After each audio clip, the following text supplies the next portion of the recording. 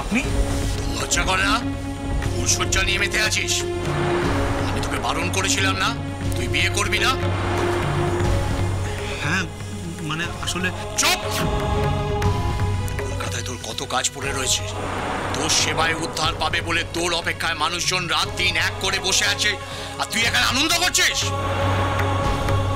এখনই কলকাতায় রওনা হ, রাত শেষ হতে আর দেরি নেই। এখনই বেরিয়ে যা, এখানে আর এক মুহূর্তও থাকবি না। যা। শুনুন, আরে এই ভোর রাতে সদর দরজায় দাঁড়িয়ে কি করছো? তুমি ঘরে যাওনি? হ্যাঁ মানে যাবো। আচ্ছা গিরিশ, তুমি কলকাতার কোনো খবর জানো? তোমাকে তো সারাদিন দেখিনি, কোথায় ছিলে? আমি পোস্ট অফিসে গেছিলাম। সচিন টেলিগ্রাম করেছে, সিদ্ধেশ্বরবাবু খুব অসুস্থ, আমাদের যত তাড়াতাড়ি সম্ভব ফিরতে হবে। সিদ্ধেশ্বরবাবু অসুস্থ?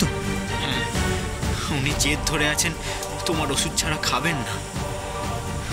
আশ্চর্য। কিসের আশ্চর্য?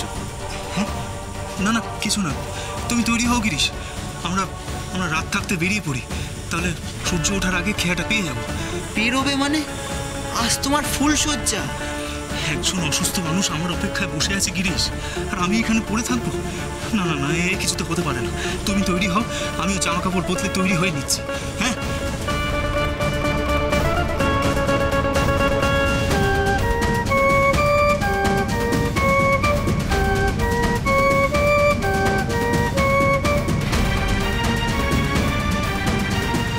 জানো, উনি খুব ভালো মনের মানুষ, সমাজের অনেক উপকার করেন, অনেক দান ধ্যান করেন।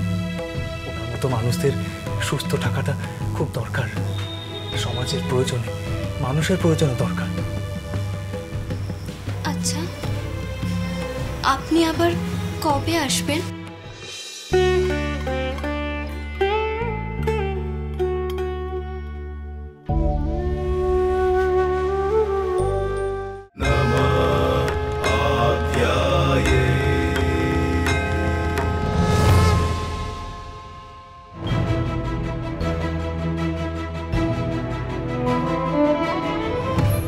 আপনি কি চলে যাবেন? হ্যাঁ, আমাকে যেতেই হবে। সিদ্ধেশ্বরবাবু অসুস্থ,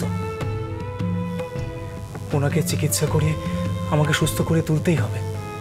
জানো, উনি খুব ভালো মনের মানুষ, সমাজের অনেক উপকার করেন, অনেক দান ধ্যান করেন।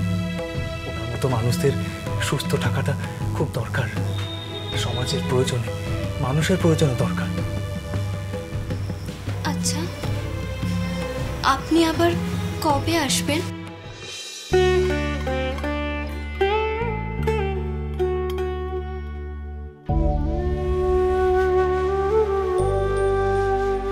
মন খারাপ করছে? আপনি তো ভালো কাজেই যাচ্ছেন, মন খারাপ হবে কেন? আপনি মস্ত কবিরাজ হয়ে ফিরে এলে কত দুঃখী আতুরজনের উপকারই হবে। আমি তাড়াতাড়ি ফেরার চেষ্টা করব। এখনো তো জানি না কলকাতায় কত কি কাজ, গিয়ে পৌঁছাই। আচ্ছা, আপনি যেখানে থাকেন সেখানে বুঝি মেয়েদের থাকার ব্যবস্থা নেই? তুমি এখানে বাবা মায়ের খেয়াল রেখো। আপনিও নিজের খেয়াল রাখবেন। অন্নদা, আমি তৈরি। আসছি। আমি আসি, সাবধানে থেকো। আমি বাবা দাদাকে চিঠি দেব, তুমি খবর পাবে। শুনুন,